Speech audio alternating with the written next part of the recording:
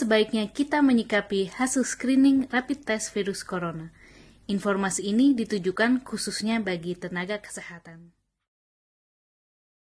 Mari kita mulai dengan membahas sebuah kasus, yaitu Nona S, 28 tahun, seorang karyawan swasta, sudah seminggu ini melakukan self-quarantine di kos karena seminggu yang lalu menghadiri pemakaman seseorang yang didiagnosis positif COVID-19. Petugas puskesmas mengunjungi Nona S di kosnya. Saat ini, Nona S mengeluhkan batuk kering sejak 2 hari yang lalu. Namun, saat diperiksa dan rapid test, didapatkan hasil negatif. Nona S merasa lega dengan hasil ini dan segera pulang ke rumah orang tuanya karena merasa percaya diri bahwa dirinya tidak akan menularkan virus corona. Apakah yang dilakukan Nona S sudah tepat? Sebelum membahas kasus Nona S, sebenarnya apakah rapid test yang dilakukan pemerintah? Rapid test yang dilakukan pemerintah adalah pemeriksaan serologis yang mendeteksi antibodi jenis IgG dan IgM. Antibodi adalah zat yang dibentuk oleh sistem pertahanan tubuh untuk melawan benda asing seperti virus. Untuk melakukan pemeriksaan ini, dilakukan pengambilan sampel darah. Pemeriksaan serologis memiliki keuntungan, dapat dilakukan dengan cepat, relatif murah, dan dapat dilakukan dengan mudah. Apa bedanya dengan pemeriksaan asam nukleat atau yang disebut dengan pemeriksaan RT-PCR?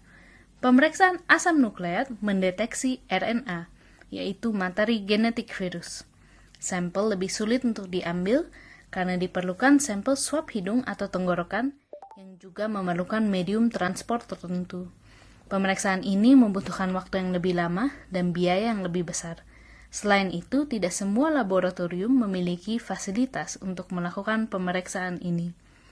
Dengan membandingkan kedua pemeriksaan ini, dapat dipahami mengapa pemeriksaan serologis lebih mudah dilakukan secara massal dibandingkan pemeriksaan asam nukleat.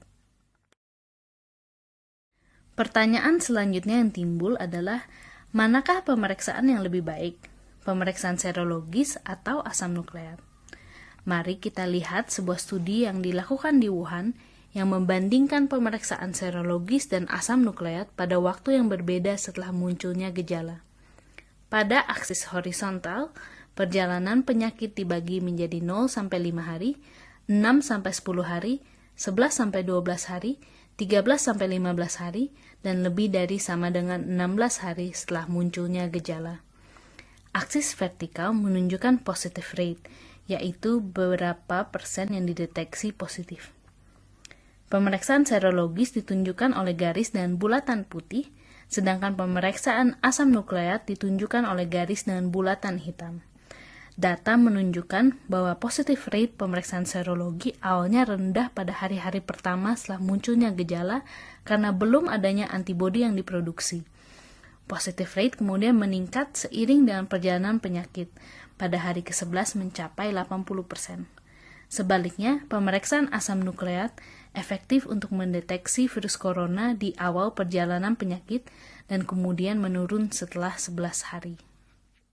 Dari penelitian ini, dapat disimpulkan bahwa pemeriksaan serologis lebih baik untuk mendeteksi infeksi virus corona setelah 10 hari sejak awal munculnya gejala. Sedangkan pemeriksaan asam nukleat lebih baik untuk mendeteksi infeksi virus corona pada saat pertama kali munculnya gejala. Positive rate dari pemeriksaan serologis dan asam nukleat yang tumpang tindih membuat kedua pemeriksaan tersebut saling melengkapi dan memberikan informasi lebih banyak jika keduanya dapat dilakukan. Pemeriksaan serologis terutama bermanfaat untuk mendeteksi mereka yang masih terinfeksi dan sebelumnya pernah terinfeksi, sehingga dapat dilakukan pelacakan kontak.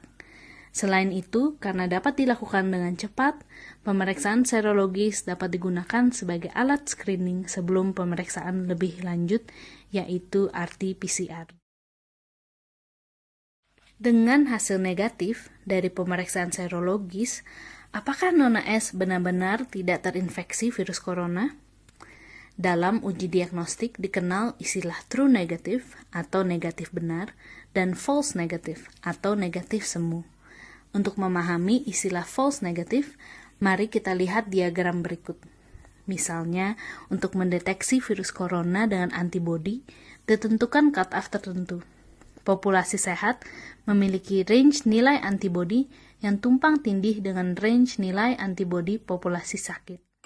Sehingga dengan cut-off seperti di diagram ini, ada orang sehat yang akan terdeteksi sebagai positif, disebut false positif, dan sebaliknya akan ada orang yang terdeteksi negatif walaupun sebenarnya sakit, disebut false negative.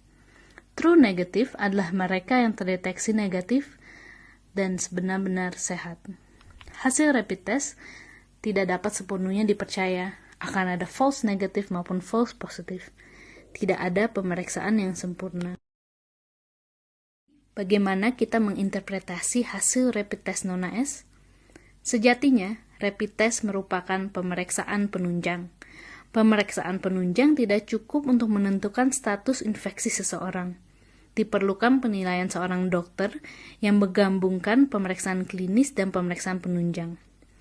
Probabilitas seseorang tidak terinfeksi ketika didapatkan hasil negatif dapat ditentukan dengan mengetahui probabilitas seseorang terinfeksi yang ditentukan secara klinis dan pengetahuan mengenai sensitivitas dan spesifisitas rapid test. Namun, saat ini belum diketahui dengan jelas seberapa reliable rapid test ini. Jika hasil negatif, pemeriksaan ulang dan hasil yang negatif kembali akan menurunkan probabilitas seseorang terinfeksi.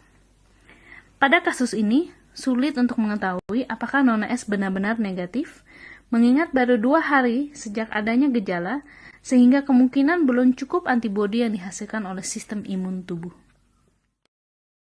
Jadi, apa yang sebaiknya dilakukan oleh non-AS? Non-AS perlu memonitor dirinya jika muncul gejala demam, batuk, dan sesak nafas, dan perlu segera ke fasilitas pelayanan kesehatan jika muncul gejala tersebut. Tentunya dengan menggunakan masker dan meminimalisir paparan dengan orang lain.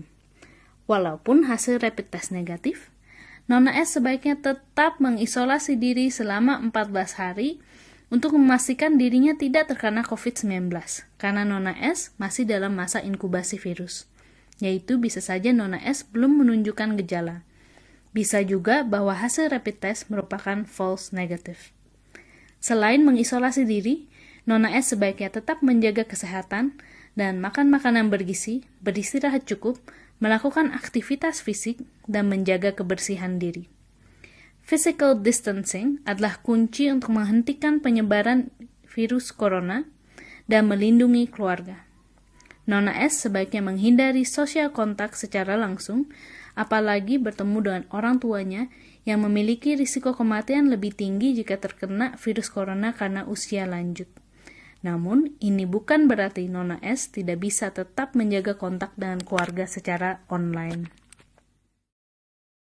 Mari kita bekerja sama untuk menghentikan penderitaan yang diakibatkan oleh COVID-19.